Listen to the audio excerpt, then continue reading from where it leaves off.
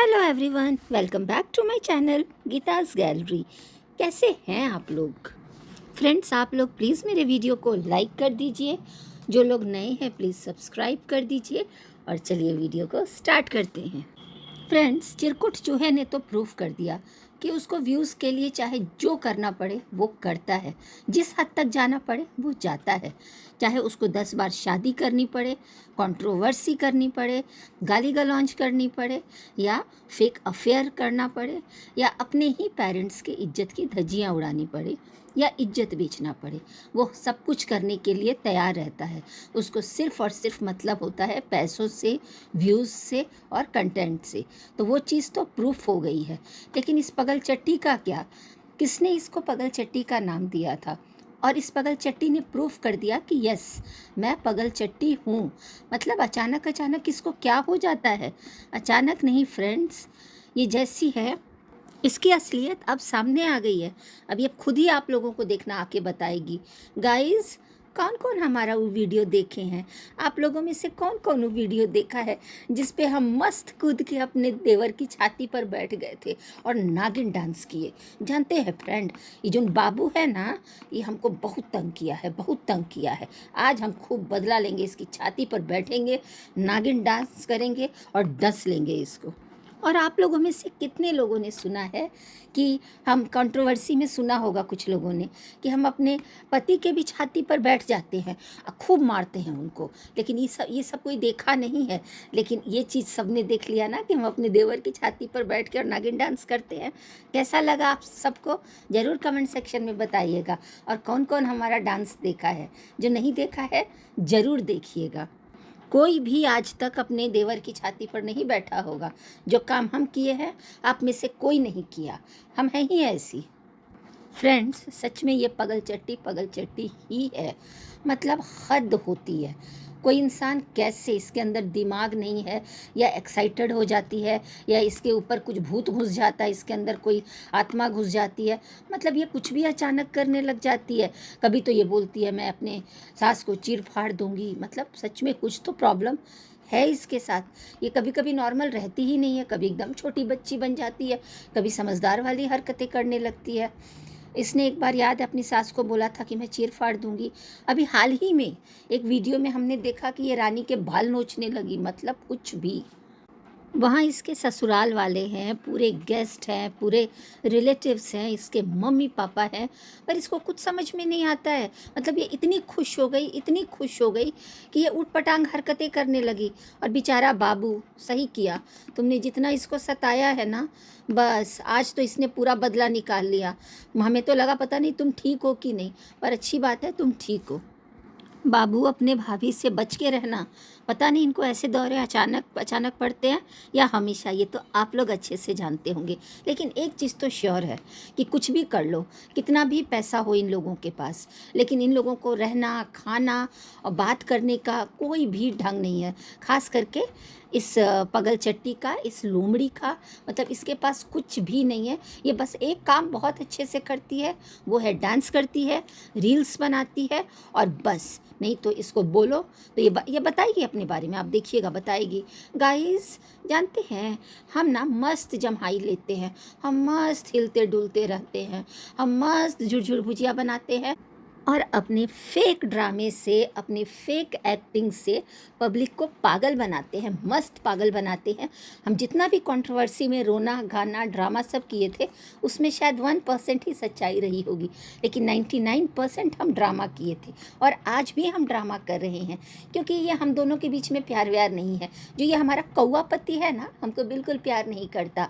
ये सब शादी, एनिवर्सरी, मेहंदी, हल्दी, ये सब कंटेंट के लिए है, सब व्यूज़ के लिए है। क्या है ना, कंट्रोवर्सी के बाद हमारे व्यूज़ डाउन हो गए थे, तो कुछ ना कुछ तो करना था ना।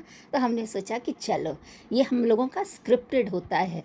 क्योंकि अब जितने भी क्रिएटर्स आए हैं उन्होंने भी बता दिया कि हमें इस एनिवर्सरी से कोई इंटरेस्ट नहीं है, इस पार्टी में इतना कोई इंटरेस्ट नहीं है। इन्होंने बुलाया तो हम आ गए। हमें तो इंटरेस्ट है कि हमें कंटेंट मिल रहा है, हमारा फुल खाना पीना एंटरटेनमेंट हो रहा है, नाच गाना हो रहा है। तो मतलब जैसे ये क्रिएटर्स सारे के सारे फर्जी हैं, क्योंकि इसका जो गुरु है ना, ये कौआ, ये फर्जी है। तो ये जितनी भी चीज़ें हो रही हैं एनिवर्सरी के नाम पे, सिर्फ़ और सिर्फ ड्रामा। अगर इसके बाद, इस एनिवर्सरी के बाद अगर व्यूवर्स को कुछ अच्छा इनके बीच देखने को मिलता है, इनकी गृहस्थी बसती है, इनका लाइफ आगे बढ़ता है, तब तो ठीक है। लेकिन जो ये पिछले 4 साल से ड्रामा करते आया हुआ है, मुझे नहीं लगता कि ये चुप बैठने वाला है। ये फिर इसके बाद इसका पक्का कंट्रोवर्सी होगा, कुछ नई चीज़ें देखने को मिलेंगी और नया ड्रामा देखने को मिलेगा, क्योंकि ये करता ही इन सब चीज़ों के लिए है। ये जो पगलचट्टी है ये कभी खुश रह ही नहीं सकती। इसको पता ही नहीं होता कि इसके लाइफ में हो क्या रहा है। इंसान एक गलती से सीखता है, लेकिन नहीं, ये तो अपने घर में पार्टी करेगी ही करेगी, अपने घर में लोगों को घुसाएगी ही घुसाएगी। इसकी ही आंखों के सामने इसका पति सब कुछ करता रहता है, औरतों को छूता है, औरतों से बातें करता है, टच करता है, हंसी मजाक करता है। उसको अपनी वाइफ के अलावा सब दिखते हैं। हमने ये देखा पार्टी में कि वो लगा पड़ा है सब, मतलब अपनी वाइफ को छोड़ के, और वो सबको स्पेशल फील करा रहा है, सबको इम्पोर्टेंस दे रहा है। बस उसको पगलचट्टी कहीं नहीं दिख रही थी, क्योंकि वो पगलचट्टी को व्यूज़ के लिए यूज़ करता है, ना कि इन दोनों में कोई प्यार दिखता है, कभी भी कोई बॉन्डिंग दिखती है। अगर इनमें 1% भी प्यार होता तो जो ये पिछले महीने कंट्रोवर्सी हुई थी कुछ महीने पहले, उसमें अपनी वाइफ की ही इज्जत की इतनी धज्जियाँ नहीं उड़ाता और इतना ड्रामा नहीं करता। और क्या बोल रहे थे, हम दोनों को टाइम चाहिए अलग रहने के लिए। 1 महीना भी तो ठीक से ये लोग अलग नहीं रह पाए और इनका ड्रामा वापस चालू हो गया, क्योंकि इनको पता है कि ये साथ रह के ही ड्रामा कर सकते हैं, अलग रह के नहीं, क्योंकि मीशो का प्रमोशन होता है। छोड़ो ये सब भी, ये मीशो का प्रमोशन साथ करते हैं, लेकिन हम बात करते हैं इस पगलचट्टी के दिमाग का। ये क्या पगलचट्टी, तुम इतना शॉपिंग वॉपिंग करती हो और तुमने अपनी माँ के लिए भी कुछ साड़ी वाड़ी नहीं खरीदी? मतलब तुम्हारी माँ से भी तुम्हारी बात नहीं होती? माँ को भी तुमने पुरानी साड़ी दे दिया, बहन को तो तुम पूछती ही नहीं हो। मतलब कैसी औरत हो, घर से कोई लेना देना नहीं, घर में क्या हो रहा है नहीं हो रहा है, बस 10 बार शादी करनी है।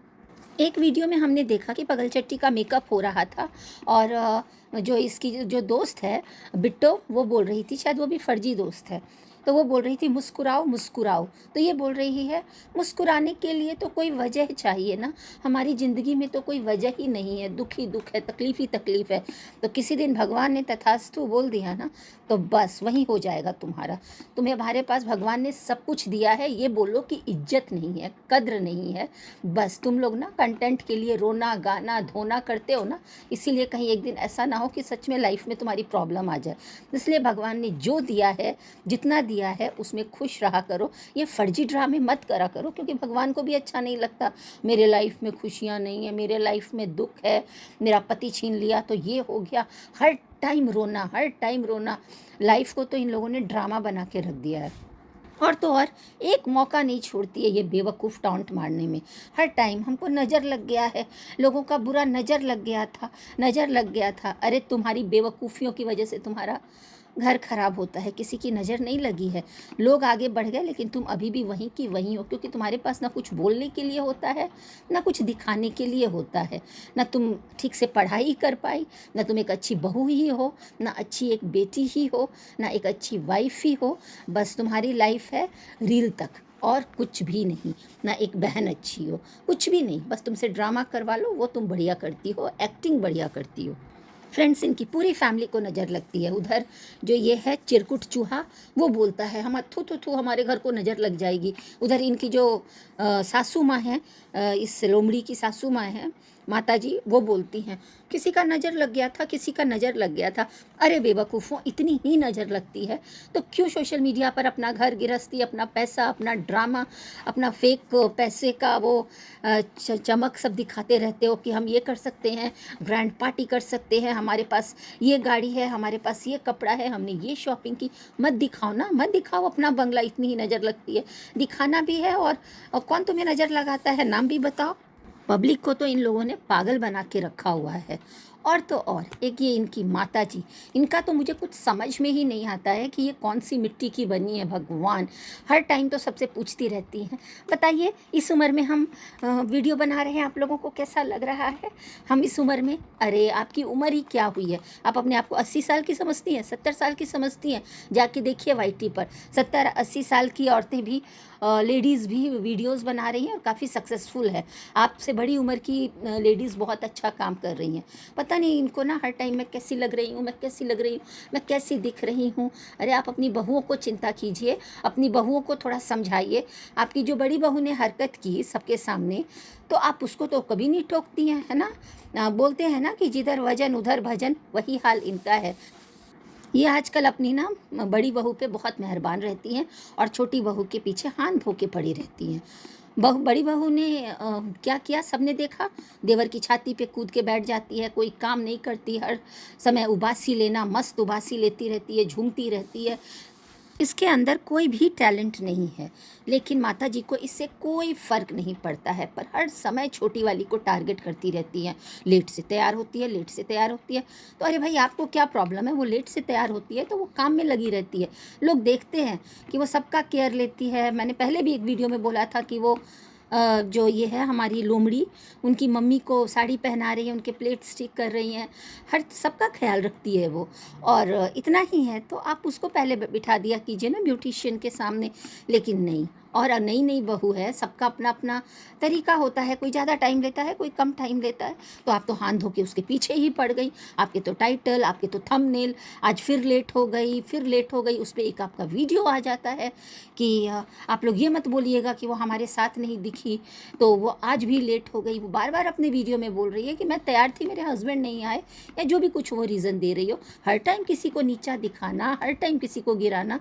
एक वीडियो में मैं देख रही थी कि ये अपनी नंदों के साथ हॉल में बैठी हुई थी और इनकी छोटी बहू उधर से जा रही थी, तो किसी का भी ध्यान उसकी तरफ नहीं है, लेकिन ये पॉइंट आउट करके बोल रही हैं कि देखिए देखिए अभी जा रही है हमारी छोटी बहुरिया, इनको कितना तैयार होने में टाइम लगेगा। मतलब हर टाइम किसी के पीछे पड़ना सही है क्या? लेकिन नहीं, आप नहीं सुधरेंगी।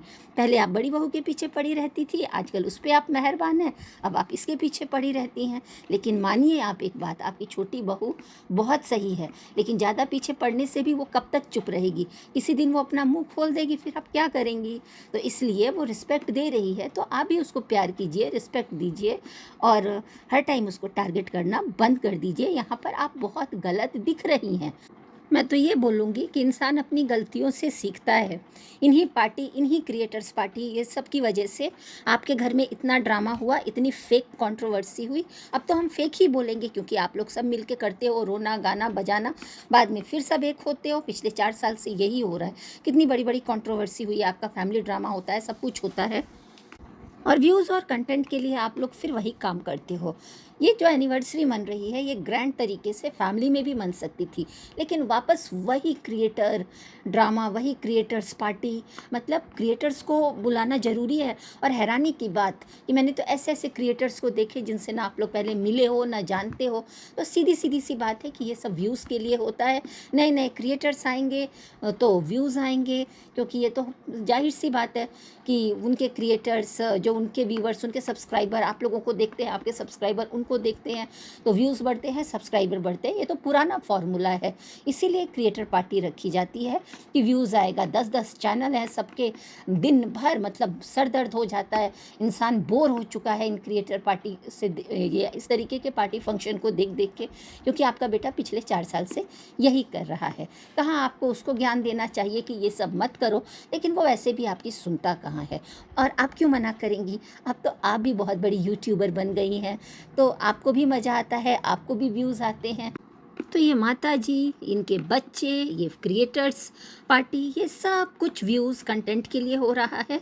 मतलब इसमें कुछ भी रियल नहीं है। ना तो ये एनिवर्सरी पार्टी लग रही है और ना ही इनका ये पुनर्विवाह लग रहा है। मुझे अभी तक ना पंडित जी दिखे, और पता नहीं एनिवर्सरी पार्टी में कहाँ बारात निकलती है, कहाँ ढोल बजते हैं, कहीं हल्दी हो रहा है तो कहीं मेहंदी हो रहा है, लेकिन पंडित जी का पता नहीं, विधि विधान का पता नहीं, ये हो क्या रहा है।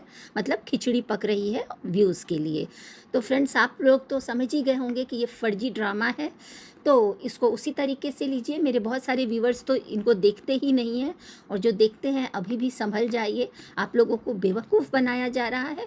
फिर भी जिनको मज़ा आ रहा है तो सीरियल की तरह देखते रहिए, दिल पे लेने की ज़रूरत ही नहीं है, क्योंकि आगे फिर आपको कंट्रोवर्सी देखने को मिलेगा।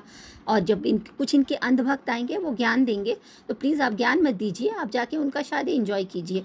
हम तो जो वीडियो में देखते हैं वो बोलेंगे, बोल रहे हैं और बोलते रहेंगे। तो मैं मेरा वीडियो यहीं ख़त्म करती हूँ। मेरा वीडियो आपको कैसा लगा ज़रूर बताइएगा।